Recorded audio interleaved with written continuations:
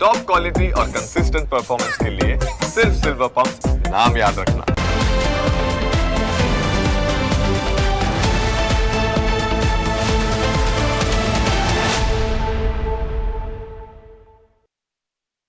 સરકારી કચેરીઓમાં વિદ્યાર્થીઓ અને વાલીઓને કેવી મુશ્કેલીનો સામનો કરવો પડે છે તે જાણ્યા બાદ હવે EWS કેમ જરૂરી છે અને તેને સરળતાથી કઢાવવા માટે શું કરવું જોઈએ, આ તમામ વિગતો અમે જણાવી રહ્યા છીએ, કારણ કે હાલના સમયમાં EWSનું પ્રમાણપત્ર કઢાવવા માટે પડાપડી થઈ રહી છે। જો તમે સરકારી નોકરીની તૈયારી કરી રહ્યા હો અને એમાંય જનરલ કેટેગરીમાં હો તો તમારા માટે EWS સર્ટિફિકેટ ખૂબ જરૂરી છે। સૌથી પહેલાં EWS શું છે તે સમજી લઈએ। જે રીતે OBC અને SC/STના વિદ્યાર્થીઓને અનામતનો લાભ લેવા માટે નોન ક્રિમિલિયર સર્ટી અને જાતિનો દાખલો કઢાવવો પડે, તેવી જ રીતે આર્થિક રીતે નબળા એટલે કે ઇકોનોમિકલી વીકર સેક્શન હેઠળ પ્રમાણપત્ર કઢાવવાનું રહે છે।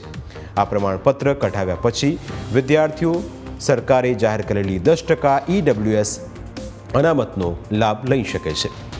EWS સર્ટિફિકેટ સરકારી નોકરી મેળવવામાં કામ લાગે છે। આ ઉપરાંત ધોરણ 12 પાસ કર્યા પછી કોલેજમાં એડમિશન લેવા માટે ઉપયોગી બને છે। કોલેજમાં સ્કોલરશિપ મેળવવા માટે પણ EWSનું પ્રમાણપત્ર હોવું ખૂબ જરૂરી છે। EWS પ્રમાણપત્રો બે પ્રકારના હોય છે, જેમાં એક સરકારનું EWS સર્ટિફિકેટ અને બીજું ગુજરાત સરકારનું EWS સર્ટિફિકેટ। જો ભારત સરકારનું EWS સર્ટિફિકેટ મેળવો તો તેમાં 10% અનામતનો લાભ મળે છે, જેમાં અરજદારની ખેતીલાયક જમીન 5 એકરથી વધુ ન હોવી જોઈએ। આ ઉપરાંત મનપા કે નગરપાલિકામાં ફાળવેલા પ્લોટ કે મકાન કેન્દ્ર સરકારે નિયત કરેલા ધારા ધોરણો પ્રમાણે હોવા જરૂરી છે। પ્રમાણપત્ર કઢાવવા માટે અરજદારનું LC, પિતાનું LC, 8 લાખની આવક મર્યાદાનો દાખલો અને રહેઠાણનો પુરાવો ખૂબ જરૂરી છે। જો ગુજરાત સરકારનું EWS સર્ટિફિકેટ મેળવો તો તેમાં પણ 10% અનામતનો લાભ મળે છે। સરકારી પરીક્ષામાં વય મર્યાદા માટે પણ 5 વર્ષની છૂટ મળે છે। દાખલા તરીકે જનરલ કેટેગરીના ઉમેદવાર 35 વર્ષ સુધી સરકારી પરીક્ષા આપી શકે છે, પરંતુ EWS પ્રમાણપત્ર હોય તો ઉમેદવાર 40 વર્ષ સુધી પરીક્ષા આપી શકે છે।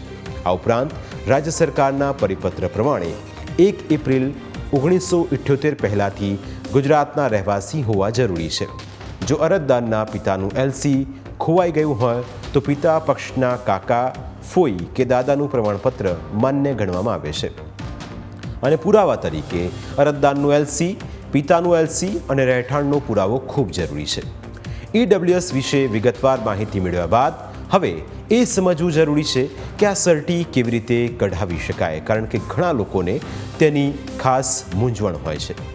EWS સર્ટિફિકેટ બનાવવા માટે તમારે નજીકના જન સેવા કેન્દ્રમાં મામલતદાર કચેરી અથવા કલેક્ટર કચેરીએ જવાનું રહેશે। સૌથી પહેલાં આવકનું પ્રમાણપત્ર મેળવવા ફોર્મ ભરવું પડશે। જો આવક 8 લાખથી ઓછી હશે તો જ EWSનો લાભ મળી શકશે, જેથી આ બાબત પહેલાં ક્લિયર કરી લેવી। આ ઉપરાંત જાતિનું પ્રમાણપત્ર, જન્મનો દાખલો, આધાર કાર્ડ, ઇલેક્શન કાર્ડ સહિત રહેઠાણના પુરાવા રજૂ કરવા પડે છે। આવકના પ્રમાણપત્ર માટે વકીલનું સોગંદનામું પણ કરાવવું પડે છે। આવકનો દાખલો કઢાવ્યા બાદ તેના આધારે EWSનું પ્રમાણપત્ર કાઢી આપવામાં આવે છે। રાજ્ય સરકારે EWS સર્ટી બનાવવા માટેની ફી ફક્ત 35 રૂપિયા જ રાખેલી છે। જો કે આ પ્રમાણપત્રની માન્યતા 1 વર્ષ પૂરતી જ હોય છે, એટલે કે નાણાકીય વર્ષ ન બદલાય ત્યાં સુધી જ સર્ટિફિકેટ માન્ય ગણાય છે। ત્યારબાદ બીજા વર્ષે ફરીથી પ્રમાણપત્ર કઢાવવું પડે છે। EWSના પ્રમાણપત્રની કામગીરી ઉમેદવારે ઓનલાઈન કે ઓફલાઈન મોડમાં કરવાની રહે છે।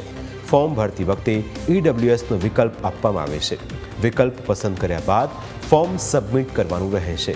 જો ઉમેદવારને કોઈપણ પ્રકારની મુશ્કેલી પડે તો મામલતદાર કચેરીમાં જઈને તેનો ઉકેલ લાવી શકે છે। મહત્વનું છે કે ઘણા લોકો આવા સર્ટિફિકેટ કાઢવા માટે એજન્ટોનો સહારો લેતા હોય છે. ઘણા લોકો પોતાની આવક મર્યાદા વધારે હોવા છતાં ઓછી દર્શાવીને પણ EWSનું પ્રમાણપત્ર કઢાવતા હોય છે.